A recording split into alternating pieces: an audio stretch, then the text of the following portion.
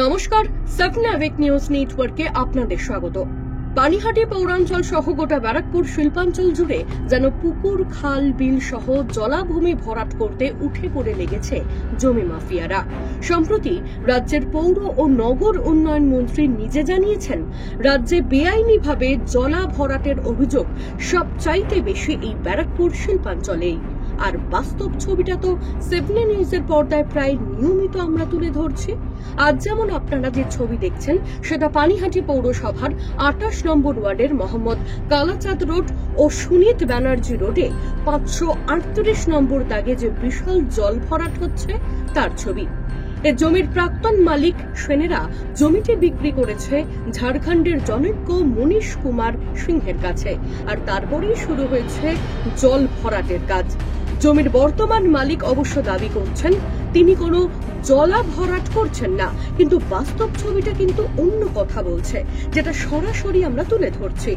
আর এই জলাভূমি ভরাটের বিরুদ্ধে এদিন সরব হলেন গণতান্ত্রিক অধিকার রক্ষা কমিটির সদস্যরা।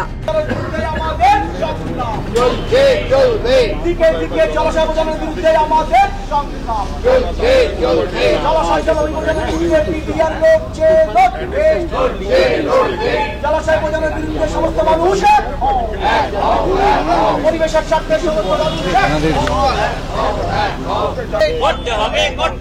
গণতান্ত্রিক অধিকার রক্ষা সমিতি এপিডিআরের নেতৃত্বে জলাভূমি ভরাট বিরোধী আন্দোলন চলছে, চলবে।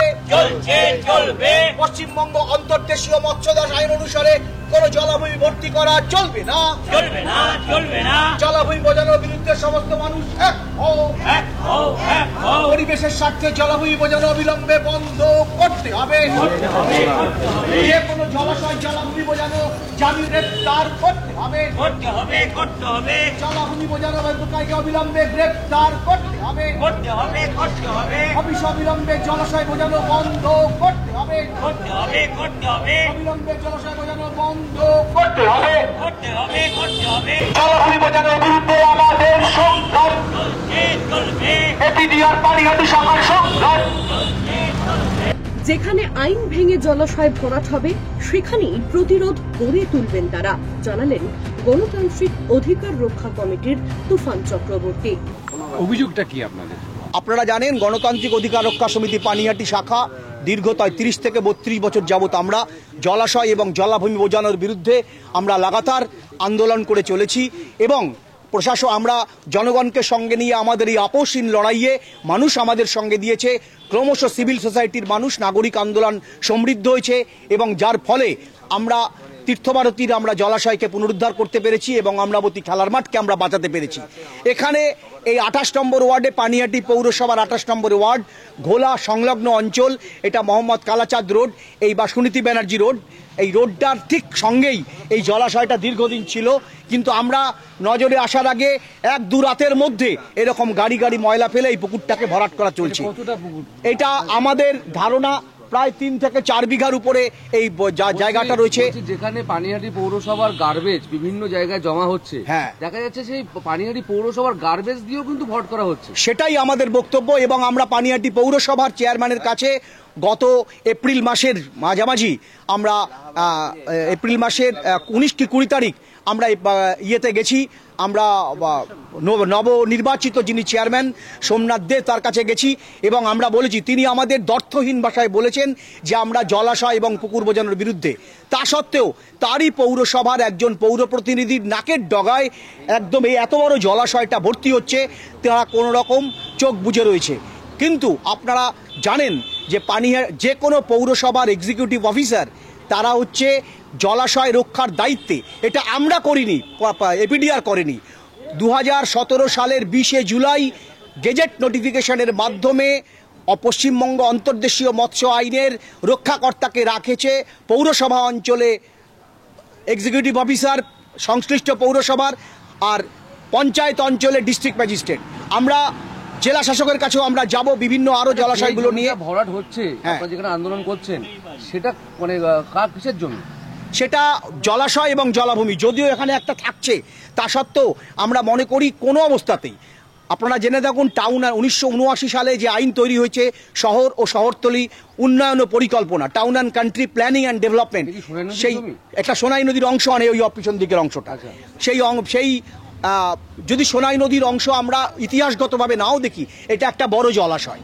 সোনাই নদী ইতিহাসের অংশ, তা সত্ত্বেও আমরা তার সিরিজ অফ ওয়াটার বডিজকে আমরা দীর্ঘ আন্দোলনে আমরা রক্ষা করতে পেরেছি। হাইকোর্টের রায় আছে, গিরিশচন্দ্র মাথুরের অসামান্য রায় রয়েছে যে সোনাই নদীর কোনো অংশ তার পারে এবং সোনাই নদীর কোনো অংশ ভর্তি করা যাবে না, সোনাইয়ের কোনো বেডকে ভর্তি করা যাবে না।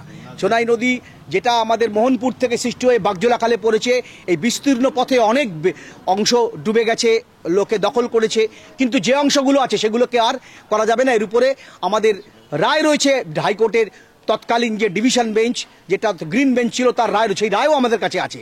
কিন্তু তা সত্ত্বেও পৌরসভা বলুন, স্থানীয় প্রশাসন চোখের সামনে এই রকম বিষাক্ত এই পাওয়ার হাউসের ছাই দিয়ে তারা এগুলো ভর্তি করছে, ওদিকে পৌরসভার গার্বেজ দিয়ে ভর্তি করছে। এ একটা চূড়ান্ত আইন লঙ্ঘন এবং তাদের সরকারের আইন লঙ্ঘন। কাউন্সিলরের নাকের ডগাতে এই ধরনের ডাকের ডগাতে হচ্ছে এবং আমরা কাউন্সিলরের কাছেও যাব, আমরা পৌরসভাতেও যাব। আমরা এখানে আন্দোলন করছি। আমি সাধারণ মানুষকে সচেতন হতে বলবো, যেখানেই জলাশয় ভর্তি হবে, এ কাজ শুধু আমাদের নয়, অজস্র আইন রয়েছে। আমরা একটা বই বের করেছি, চলমান পরিবেশ আন্দোলন, সেখানে আমরা সমস্ত আইনগুলো উল্লেখ করেছি।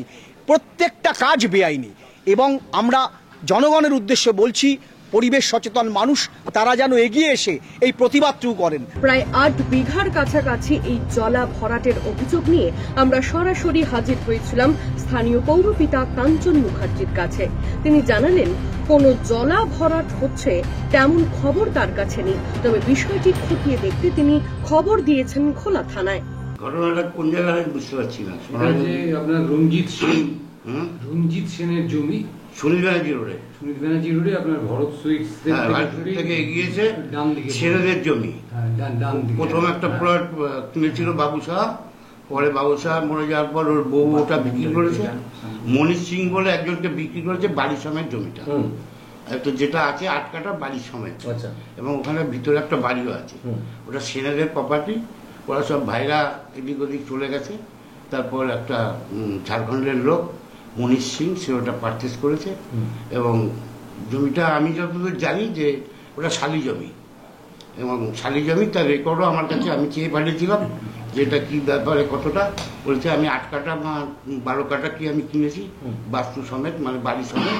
এটা দীর্ঘদিনের বসবাস ওদের, আজকের নয়, প্রায় ওরা 50 বছরের তার বেশি অধিক। আমি তো এখানে কাউন্সিলর, তার আমার আগে থেকে ওরা ওখানে আছে। ওরা এই বাস্তু জমিটা ওরা বাড়ি করে থাকতো ভাইরা, পরে ওরা আস্তে আস্তে ওরা ভাইরা আলাদা হয়ে গেছে, বাড়িটা পড়েছিল, এবং এক ভাই থাকতো সম্ভবত লাস্টলি, ওটা ওই মনীষ সিংকে বিক্রি করেছে। এবং ওটা আমি জানি যে রেকর্ড আছে, আমার কাছে কাগজও আছে। আমি ওর থেকে কাগজ চেয়ে পাঠিয়েছিলাম যে তুমি কী করছো আমাকে বলো। তারপরে এই রেকর্ডটা আমার কাছে আছে, যেটা আমাকে সাবমিট করেছে। এবং এখানে সোনাইকালের কোনো উল্লেখ নেই। 5 থেকে সোনাইকাল থাকতে পারে বা আছে হয়তো। বলছি আইন অনুযায়ী যেটা বলে যে বাস্তু জমি যদিও থাকে, সেখানে যদি জল জমে থাকে সেই জায়গা থেকে, সেই জলা জায়গা কেউ ভরাট করতে পারে না। সেই জায়গা থেকে মাটি ফেলে দেখা যাচ্ছে বিশাল একটা অংশ সেখানে ভরাট করা হয়েছে। আমার মনে হয় যে ওখানে 1 ফোঁটা 1 চামচও মাটি এখনো জলে পড়েনি, সবটাই ডাঙায় আছে। আমার যা খবর যে 1 চামচও মাটি জলের মধ্যে পড়েনি। ওখানে পিছনে 4 কাঠা বা 5 কাঠা বা 6 কাঠা একটা ডোবা আছে, সেই ডোবাতে 1 চামচও মাটি এখনো পড়েনি। ওর যেহেতু ল্যান্ডটা লোড ছিল, ওখানে দুর্গা পুজো হতো, এবং এই ল্যান্ডটার মধ্যে দীর্ঘদিন ওই অঞ্চলের লোকেরা দুর্গা পুজো করতো। এখন যে পুজোটা এই পালেদের ফ্ল্যাটের সামনে চলে এসছে। যদি আপনার কথা মতোই সেটা শালি জমি হয় বা সেরকম, আমার কথা মতো না, রেকর্ড তাহলে সেই জায়গাতে গতকাল ঘোলা থানার পুলিশ এসে সেখানে আসলো এবং সেই জায়গা থেকে সেই কাজ, মাটি ফেলার কাজ আমি তো বন্ধ করেছি। আমি তো পুলিশকে বলেছি। কেন বন্ধ করলেন কেন? যে যদি খালের মধ্যে যখন আমি শুনলাম যে জলের মাল যদি পড়ে তো বন্ধ করবো না। যখন কোনো বাস্তুর উপর ফেলবে, ও 8 কাঠা বা 9 কাঠা যেটা ওর আমার রেকর্ড বলছে তার মধ্যে ফেলতেই পারে। এটা 50-60 বছরের ওরা বাসিন্দা সেনেরা, মনীষ সিংকে বিক্রি। তারপরে যদি এক্সটেনশন করে সেটা নিশ্চয়ই পুলিশের দায়িত্ব আছে। যদি কিছু যুবক জলা জায়গায় মাটি করছিল না, আমার খবর নেই। যখনই পেয়েছি আমি পুলিশকে বলেছি। পুলিশ কি পেয়েছে আমি খবর পেলাম যে ওখানে পাশে জলও আছে। আচ্ছা। আমি তো কোনোদিন ওদের বাড়ির মধ্যে ঢুকিনি, আমি জানি এটাকে উঁচু করছে। আমি মনোজ সিংকে বলেছি আপনার কি রেকর্ডস আছে দিন, ও আমাকে দিয়ে গেছে। এবার ওর নিচের জায়গা নিজে উঁচু করছে, বলছে রাস্তা উঁচু হয়ে গেছে, আমার বাড়িতে জল ঢুকে যাবে, আমি এখানে যা করি জল হয়ে যাবে। ও স্বাভাবিক কারণে মাটি ফেলছে নিজের জায়গায়। আমার তো মনে হয় না 1 চামচও মাটি ও ডোবার জলে ফেলেছে, তাহলে কি এখন মনে হয় না। কাজ কি বন্ধ রেখেছেন? এখন বন্ধ করে দিয়েছে, প্রশাসন থেকেই বন্ধ করেছে, আমি বন্ধ করিনি, প্রশাসনই বন্ধ করেছে। এবং আমি পুলিশকে বলেছি, অনলাইন হলে কোনো আপোষ নেই। আপনি কি ঘটনার সরজমিন দেখে ব্যবস্থা নেবেন? হ্যাঁ, নিয়েছি তো অলরেডি। আমি অলরেডি কাগজ পেলাম কোথায়, এই যে রেকর্ডটা আমি কোথেকে পেলাম। মানে এই জলা জমির মধ্যে যদি জলের মধ্যে কিছু পড়েনি, এখন যা খবর আছে। জমি মাফিয়ারা জলাশয় ভরাট করবে, আমাদের মতো কিছু সংবাদ শ্রমিক তার খবর করব, কিন্তু দিনের শেষে দেখা যাবে কোনো এক অদৃশ্য শক্তির বলে বলিয়ান হয়ে জমি হাঙুরিরা শেষ পর্যন্ত জয়ী হবে। পুকুর হোক বা জলা, সেটা ভরাট করে একদিন সেখানে গড়ে উঠবে অভিজাত বহুদল। চুলোয় যাক আইন কানুন, চুলোয় যাক প্রাকৃতিক ভারসাম্য। চন্দন সেনগুপ্ত ও শ্যামল পাল, সাবনাভিক নিউজ। সমস্ত খবরের আপডেট পেতে লাইক করে সাবস্ক্রাইব করুন সাবনাভিক নিউজ। সেই সঙ্গে বেল বাটন প্রেস করতে ভুলবেন না। আপনাদের একটা সাবস্ক্রিপশন আমাদের জন্য অত্যন্ত মূল্যবান। একই সঙ্গে ফলো করুন আমাদের হোয়াটসঅ্যাপ চ্যানেলটিও। জয় হিন্দ।